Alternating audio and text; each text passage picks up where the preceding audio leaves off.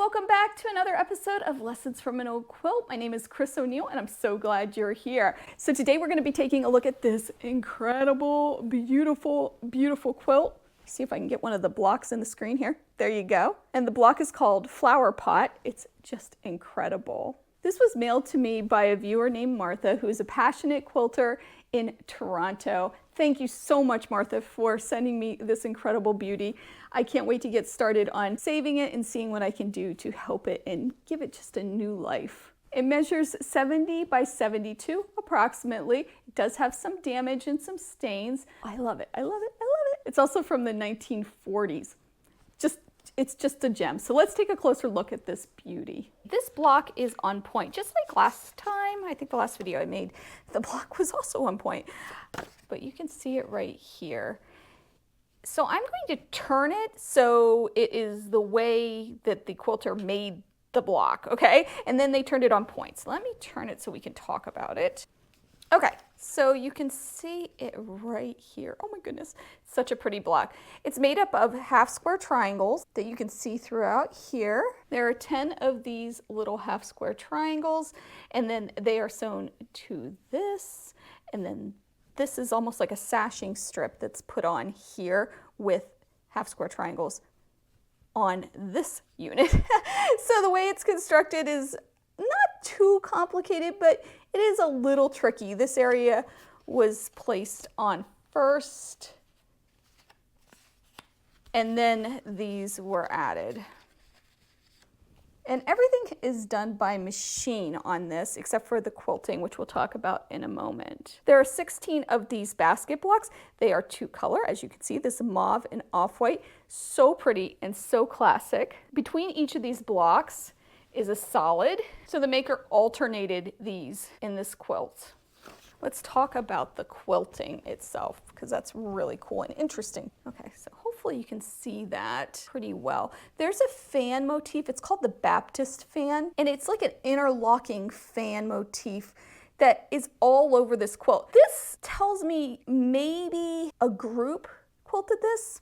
Maybe a church group or even just a quilting bee. There are a few things that tell me that, although I'm not positive, but I think that might be what happened. The stitches aren't uniform, so some of the stitches are bigger, some are a little bit smaller. That tells me that maybe more than one person worked on it. Also, because it is an all-over pattern, it might have been put on a frame and quilted by many different people. It could be in the same family, it could be a church group, it could be, who knows, somebody might have been learning to quilt. I mean, there's so many different theories and it's so much fun to think about, but I do think that's what happened here. A lot of times you'll see motifs that are heavily quilted, especially in the setting block, the block between the blocks, but in this case we're just seeing this all over pattern. So let's talk about the condition of this quilt. It's in pretty rough shape. There are a lot of stains. There's even a tear that was repaired, several tears and holes that were repaired, several holes and tears that were not repaired yet. The batting has clumped together, probably through use and washings. You can see here how you can see that clumping if you put it up to the light. There is a hole at the top, right up here, that goes all the way through. I think that was probably used to hang maybe the quilt. Pretty sure that's what it was, though I've seen this before on other quilts. The binding is in tough shape, which isn't that uncommon with old quilts. Oftentimes that's the first thing that wears and it's the thing that gets replaced. You can see it's pretty much deteriorated or worn right on that edge and would need to be replaced to repair. Let's turn it over and look at the back. Okay, so you can see many of the stains. You can also really see how the batting has bunched up, especially through here. That's definitely the batting. You can see the flower pot block color shining through, but you can also see where there's so many stains. It was a well-loved quilt, that's for sure. The concerning part is right here where you see paint stains. So I believe, and I'm not positive, but I believe somebody maybe used this as a drop cloth or got paint on it somehow. And that's here, you see that a lot. A lot of people would use these in garages. I'm not saying that's what happened with this quilt, but it could have, or somebody grabbed it as a rag, unfortunately, at some point in its very long life. This could have happened. But because there's so much damage on the back anyway, if I were to restore this, I probably would replace the back. It just makes sense because I don't think I could get all of these stains out or even save the back with all the holes and everything else that it has.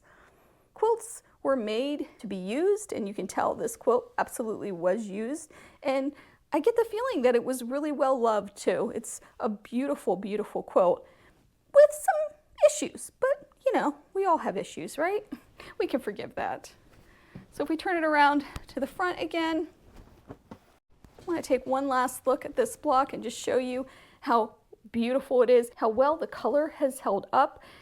It's just gorgeous. There aren't any faded spots on these blocks. They're just in beautiful, beautiful condition, and oh, just so classic and so lovely and so beautiful. Now for my favorite part, where I like to give you the lessons that I can learn, and hopefully you can learn from this incredible quilt. The first thing is obvious, but I still feel like it needs to be said.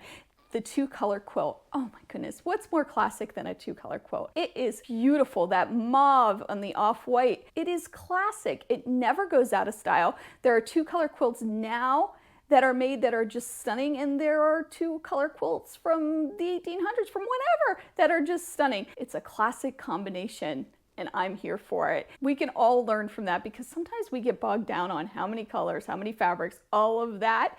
And here you see a beautiful design with just two fabrics. Love it. Next, let's talk about that overall quilt pattern. Another classic element to this quilt. The Baptist fan is a timeless design. It is relatively easy to do. There's tons of templates out there that you can get for it. This, of course, can be done by machine or by hand, and it's classic. Next, try a basket design. How beautiful. Again, I think my theme is classic through this. It's a classic design, and it's so much fun. They aren't terribly hard. They're a little nitpicky, because you have to be pretty on with a 1/4-inch seam allowance, but heck, even that you can get away with some points maybe that don't match. Isn't this quilt just incredible? Oh, I keep flipping it over. It's so soft and cuddly too. I want to repair some of it. I definitely want to replace the binding and make sure I give this quilt a new life. I love it. It's so beautiful. Thanks again to Martha. So generous, so wonderful. Thank you, thank you, thank you a million times over. I hope you enjoyed this edition of Lessons from an Old Quilt. I have so many more quilts to come. I have so many more beautiful ones. So many, so many. And I can't wait to share them all with you. I hope you have a great day. I hope you take some time to sew, and I'll see you real soon. Bye.